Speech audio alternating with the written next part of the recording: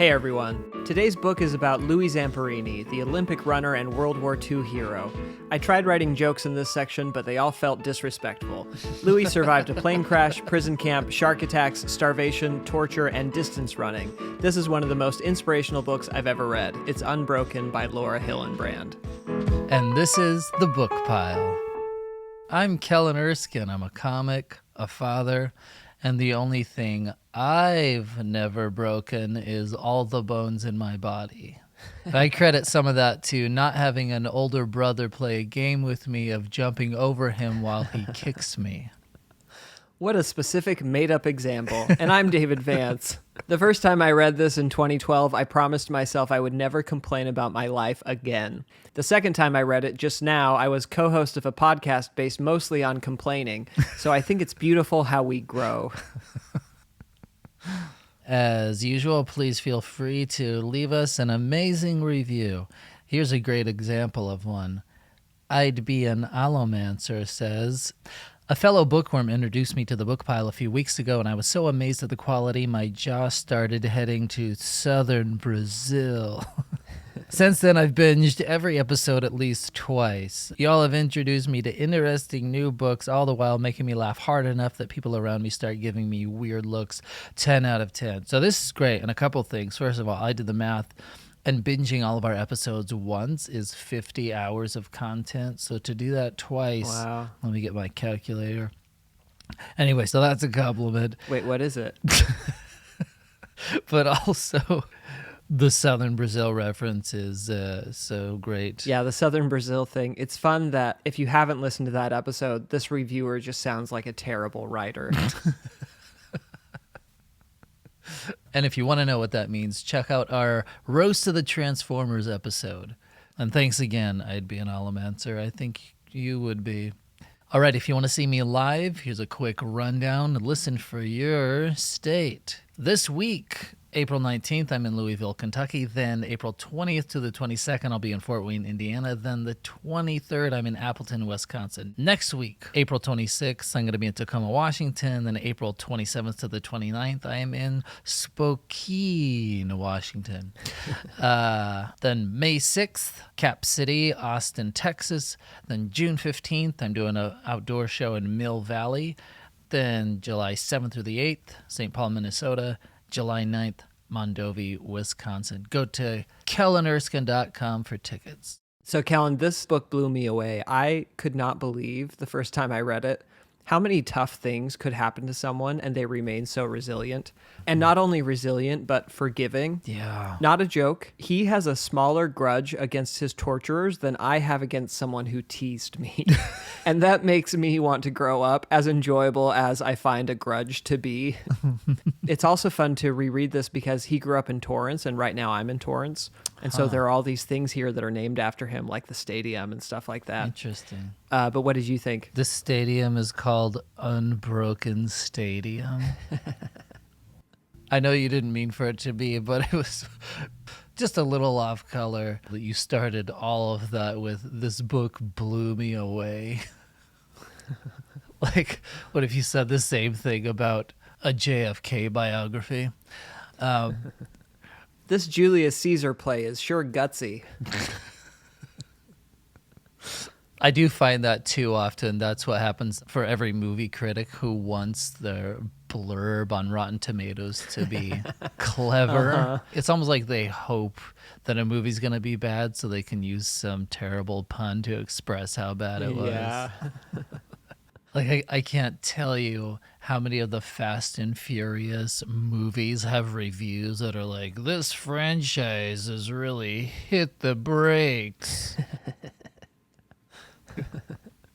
Or it's like, even if you thought the movie was kind of good, but you have a great negative pun, you're for sure going with the pun.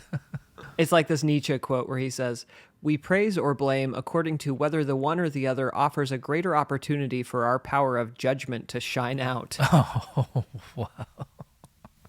But yeah, this book was amazing to me. And it's funny, though, because you can't say that you love this book because it is relentlessly painful. But what a story it is. Just incredible. I wanted to say that it's a great like rags to riches story of an athlete, but it really just goes from rags to slightly better rags because the Olympics doesn't pay that well. And then after that, an insane World War II run of combat missions and, of course, years of torture in a prison camp. People call stuff like this an example of how capable the human body is of withstanding massive adversity. But I argue that it's an example of how this one guy's body was able to withstand massive adversity. Because there were obviously, like, I don't want to discount the tens of thousands of men who didn't survive these prison camps who also had human bodies, right? It feels just a little disrespectful to be like, well, those guys just didn't believe as much. All right, quick reminder, as always, check out this episode on our YouTube channel and leave a comment of what you thought. The link is in the bio. And finally, our next two books are Story and A Roast of Breaking Dawn, after which I hope to never read Twilight again, unless Kellen learns about Midnight Sun. All right, and without further ado, here are 3 lessons that we took from Unbroken. All right, lesson 1. Don't give important jobs to people who hate you. A major part of this book is that he was a POW in Japan, and Japan used POWs for a ton of labor. The trouble with that is, how do you get good work out of people who actively hate you and want you to fail? I call it the McDonald's problem. So here are some of the ways POWs would sabotage the work. She says they would put chunks of dirt in gas tanks. They'd mix up shipping labels so whole boxcars of goods would end up in the wrong place. If something was fragile, they would drop it. They found the suitcases of some German officials and shredded their clothes and soaked them in mud and oil and filled them with notes signed by Winston Churchill. And that's still a great joke today. Like, if you TP someone's house and sign it Winston Churchill. If they were loading bags of rice, apparently they would pee on them. One time they were loading a barge and they threw the goods so hard that it sank the barge and blocked a canal. And when that was solved, they sank another one. So imagine trying to run a factory and every one of your employees is Bugs Bunny. By the way, I only found out as an adult, my beloved childhood park in small town Idaho used to be a prison camp for captured Nazis. So it makes the swing set a little less joyful. I don't know what's better, that or the fact that now the Nazis in Idaho just own homes and stuff. When I researched this story, there was one from 2018 about someone like spray painting Nazi stuff in that park. And it was like, oh no, one got loose. All right. Lesson 2, do what you can with what you have. I realize I didn't write a joke. It just says joke. So after this one successful bombing mission, enemy aircraft had hit Louis' plane with almost 500 bullets. Wow. And you figure this out even before you start the chapter, which is called 494 holes. You're like, what could that be? It is funny. I know we've talked about this before, titles that spoil the plot, like, and then there were none.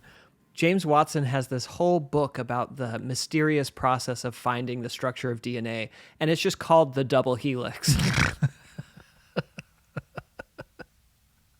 The double helix is hidden where you least expect it. It's the DNA. That's the shape of DNA. So as Louis and his crew are struggling to fly back in this bomber, this B-24, riddled with 500 minus 6 holes. Wait, get my calculator. This part of the story reads, quote, "A large portion of the right rudder was missing and its cable severed. Fuel was trickling on top of the turret. No one knew the condition of the landing gear. With the entire plane perforated, it was likely the tires had been struck. The bomb bay was sloshing with hydraulic fluid." And with all of this, they still had 5 hours to reach their base. And even if the landing gear could be lowered, they didn't have brakes, and the runway was half the length that this type of bomber needed. Also, half of them were bleeding to death. So I'm just going to interrupt myself here to give you all some perspective. The next time that you think that a bad day at work means that the Keurig is out of your favorite flavor.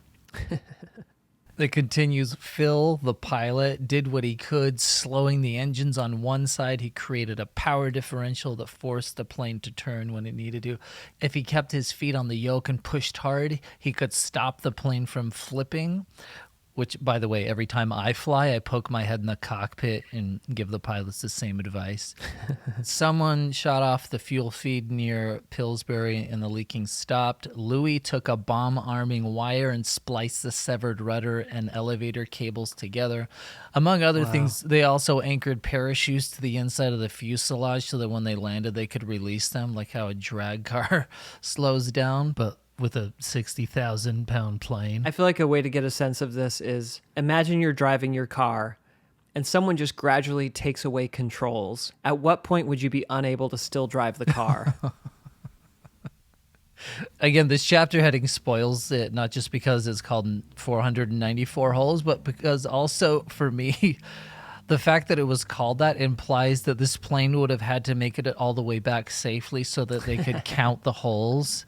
Right. To put it in this book. So, because that was another thing, like so many times during this book, I was like, I know that he ends up in a prisoner camp because I've seen the trailer for the movie. But there were so many moments where I was like, oh, this is when it's going to happen. Oh, no, not yet. What? And I know that America wins the war also from movies. In high school history, I plugged my ears because I hadn't watched Saving Private Ryan yet. If you haven't figured it out by now, Louis made it back. The whole plane made it back. I feel like J.K. Rowling does this sometimes, but I blame more her artist, who will illustrate like major plot points under each chapter heading. For the most part, the chapter headings are vague enough that they don't give any away, but there are a few, like the one called Dobby's Reward, after he's been enslaved for the whole book. Or the chapter Dudley Demented. That could be anything. Or that one chapter called Snape is the Half-Blood Prince.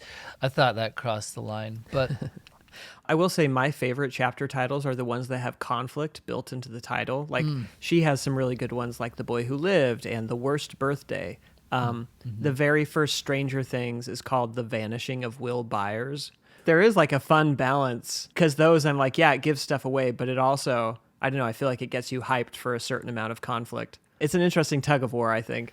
Then I get those, but then there is one chapter called The Firebolt after Ron and Harry have been talking about the new Firebolt broom for half of the book. And the picture is an opened Christmas box with a firebolt. And you're like, oh, okay. I wonder what the most important thing in this chapter will be. I would love if that illustrator is just going rogue. Like in the Snape's Worst Memory chapter, the illustrator just draws Snape with a thought bubble of him and Lily kissing. There's another one too where it's the penultimate chapter of Chamber of Secrets where it's Riddle's diary getting stabbed by a fang and bleeding to death. So at that point, the only mystery is, oh, I wonder where that fang comes from. Here's a mystery. Is there any book we can cover without finding a way back to Harry Potter? Because I would think a harrowing World War II memoir would be it, but it doesn't seem to be. So my takeaway from this, I love this quote from The Martian, and I actually don't remember if it's from the book or the movie or both. But at the end of the story, the main character says, at some point, everything's going to go south on you, and you're going to say, this is it, this is how I end. And you can either accept that, or you can get to work. You solve one problem, you solve the next one, and if you solve enough problems, you get to come home. And I think it's just great advice, whether you're in a survival situation or just facing the limitations of whatever life circumstance is between you and your goal. You do what you can with what you have, and also bribery can be a big help. Okay, lesson 3. Here are some shark facts. So Louis and his friend Phil survived on a life raft for 47 days. When I go water skiing, I complain on day 0. The story of them slowly starving on this raft is so harrowing, which I learned from another book. It's because they didn't bring a tiger. Part of what makes it intense is on top of starvation, dehydration, drowning, sun exposure, Japanese fighter pilots, they also have to deal with shark attacks. Now, some shark experts have asked whether his memory is always correct because they find some of the story unlikely. So, maybe he hallucinated from starvation or the years have altered his memory. But with those caveats, here were some things that stuck out to me. He talks about killing and eating 2 smaller sharks. And after that, he says no small sharks came by, just big sharks. And is there anything scarier than sharks that can learn? Like, Kellen, didn't you always want velociraptors that swim?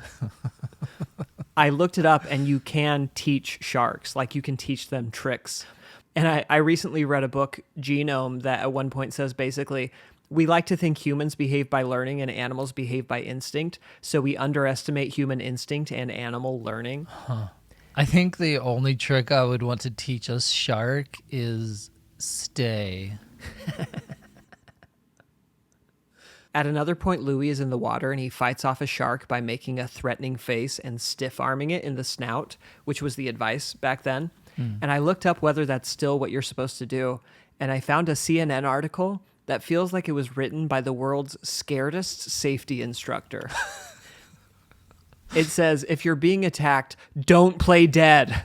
This isn't a bear, it's a shark. It also says, there's all this talk about punching a shark in the nose.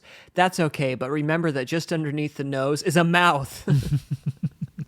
So it recommends going for the gills if you can get them. When you bring up the thing about shark experts coming in and trying to debunk some of it, a couple things come to, like, that did come to mind to me. But also, there was another guy there who survived this, so maybe you could corroborate beforehand. Like, okay, right. If we all make it out, let's all say that there are just sharks all the time. Well, are we good with that? Great. But also there are stories, right? Like the USS Indianapolis, where hundreds of guys were taken off by sharks over the course of a couple days, guys floating in the ocean. So it's not that unlikely. The thing that scared me is that reading this was like, my wife is afraid of sharks, and I'm always like, don't worry about it. But then this story is like everything that my wife thinks would happen if you were stranded at sea. I mean, to be fair, being in a raft in the middle of the deepest ocean is different from like wading into the beach, right? Yeah. Also, what people will counter to what you just said about the like wading in water, people who are really afraid of sharks will say, yeah, but most shark attacks happen in just 3 feet of water. Well, that's where most people are. Yeah, that's my counter to that counter. It's like most people's ocean experience is about ankles down. Most shark attacks happen in 3 feet of water. You should swim to the deepest spot. Most freezing to death happens on Earth, so you should go to space. All right, random facts. Louis had an older brother, Pete, who was so stressed about Louis being missing that after the war he looked terrible. So when Louis was free, some reporters came to the house and they all crowded around Pete because they thought he must be the POW. Can you imagine a bigger insult to your looks? How many times must that have happened? Not just for him, but for other just emaciated citizens walking around in the grocery store, having people come up to you like, thank you for your service. It's like, hey, no, I've just been watching my calories. There's a war on, don't you know? I wish I lived in a time where I could say there's a war on. I loved this quote from the book. She says, the paradox of vengefulness is that it makes men dependent upon those who have harmed them, believing that their release from pain will come only when they make their tormentors suffer. Mm-hmm. I thought that was really beautiful. Yeah. Somewhere the Count of Monte Cristo is like, would have been nice to know 5 vengeances ago. Yeah, the end of that quote needs to be something like asterisk, but audiences do love it. Well, and just that toxic satisfaction that you get from, I don't know, Harry Potter, where Yeah. like at the beginning of every book, Draco Malfoy does something terrible, and then at the end, a bad thing happens to him, and you're like, yes, I feel good now. Do you ever think about what a terrible 7 years Draco Malfoy has? If you just look at his experience, that's a very traumatic school. Louis in his 70s started skateboarding. And isn't that, one, awesome, and two, the worst hobby for a 70-year-old? Like, you're getting to the age where a broken hip can be life-ending, and you're like, I think I'm going to get into hip breaking. Louis had only eaten at a restaurant twice in his life before sailing to Germany to the Olympics at the age of 19. And it just shows how slightly different our ages are, because the first cruise that I went on, I ate at 2 restaurants the day before getting on the ship. I don't know that Wendy's counts as a restaurant, but there's just a little disparity between our life stories. But somehow on your cruise, you also met Hitler? After he escaped from my childhood park? When I read the stories of how badly these American prisoners were treated in these Japanese camps, I kept thinking, oh, this is just as bad as in Transformers when he had to walk to the front of the class. And if you didn't listen to that episode, I'm making fun of that stupid book, not the war heroes. Here's another moment that can be included in that list of you think you're having a bad day. One time when Louis was so hungry after being stranded on a raft at sea for weeks, a bird landed next to him and he grabbed it and started trying to eat it straight with his teeth. He felt a tickling sensation because lice from the bird's feathers was making its way into his beard and up his scalp. So he ended up dunking his head in the ocean where his 2 friends hit away sharks with oars until his lice was gone. Insane. So the next time you're so angry because your DoorDash is late. There's a part of this we haven't really gone into that much, partly because it's hard to do it in like a fun, jokey way on a comedy podcast. But if you haven't read the book, he basically goes through hell, comes home, is so angry, becomes an alcoholic, and then has this really beautiful religious conversion. And then he's just able to let go of all the anger. And it's so like beautiful. It reminds me, there's this Buddhist saying, anger is a hot coal that you hold in your hands while waiting to throw it at someone else. Oh, wow. And when you get to that point in the story, it's just so purifying and almost like a huge weight being lifted off to the point that he can forgive this guard, the bird, who just tortured him forever. Yeah. There's a series on Netflix, the Headspace Guide to Meditation. I've been doing it with my family, my wife and kids, and it's been great. And there's this one that was actually very difficult for me, but I understood the reason for it as I was going through this practice. And the idea is, as you're getting into this meditative state, eyes closed, relaxed, breathing, that you visualize someone who has wronged you and you imagine them being happy.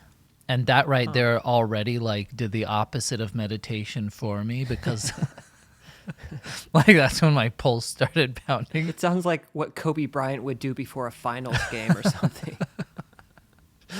Michael Jordan would just picture a random person and then make up something that person did to him. To wrong him. So what I had to do was go back a couple of levels to someone who would just maybe cut me off in traffic, like something less severe. But I understood the reason for it toward the end of the meditation, because what you end up doing is you're imagining light and lightness and happiness with this person, and eventually You imagine them just sort of turning into light and disappearing. And what that does is like gently erases them from your mind. It's a way of getting them out of your head. Is vaporizing them. How you essentially, yes. Just imagine obliterating them. Whatever gets them out of your head. But that's what I was realizing here is that anger and grudges, they just cement that person even more so into your brain, which just hurts you more. Anyway, long story short, imagining that person being happy, again, I understood eventually was a way to make them disintegrate. I mean, I imagined them screaming in agony in mine as they were evaporating out of my head.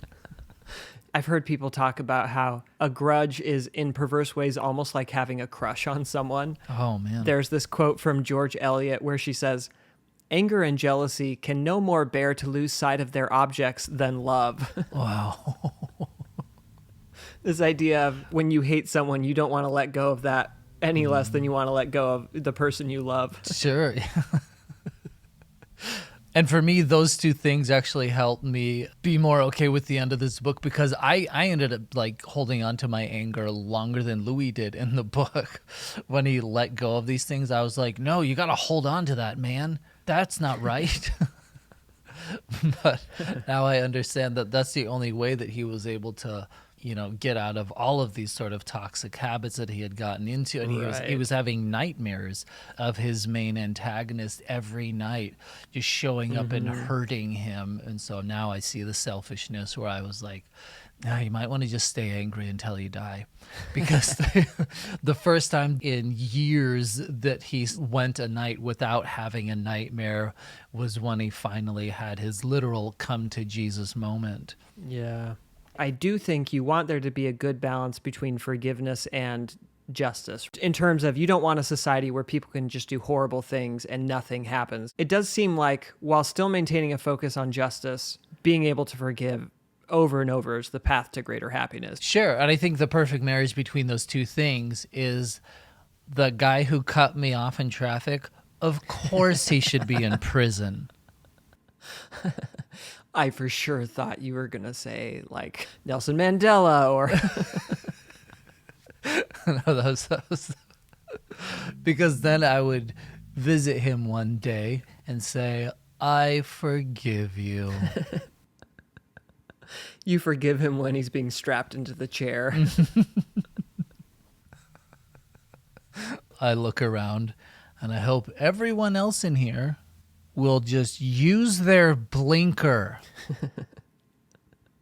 So this is really sobering for me. Laura Hillenbrand says, in 1943 in the Pacific, for every one plane lost in combat, 6 lost to accidents. Over time, the ratio was almost reversed, but combat losses never overtook non-combat. Man. It was a mix between the planes being very new technology and then they were immediately overused. And all of this is set up as context because in the chapter spoiled with the title of Downed,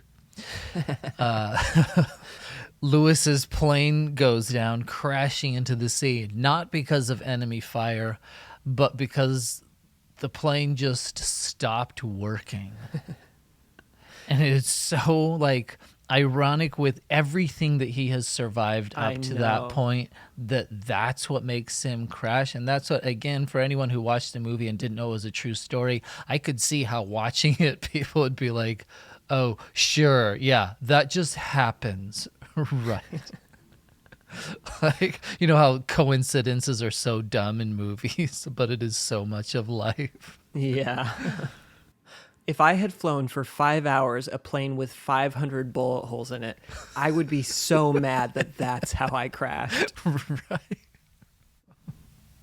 She also mentions in the book that sometimes life vests didn't inflate because crewmen would steal the CO2 canisters for carbonating their drinks. Oh my gosh. And I blame the draft for this. Like, when you have the biggest war in history and you force random teenagers to fight in it, not because they all qualify for bravery, but just because they don't have asthma, I think that by sheer numbers, you're going to get a few who are like, I know this vest could save someone's life. On the other hand, I haven't had soda for a year. All right, one thing you can try today. If you're holding on to old anger, see if you can let go. All right, this book could also be called A Series of Unfortunate Events. Saving Lieutenant Louis, but actually not, and really just waiting until the war is over.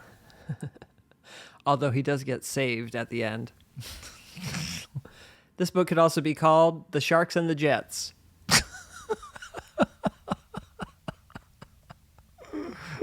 I was on ESPN, and in the hockey section the other day, the Sharks and Jets were playing, and I wanted to yell, "Look out!" Da-da-da-da-da. All right, to recap our favorite lessons from Unbroken. 1, don't give important jobs to people who hate you. 2, do what you can with what you have.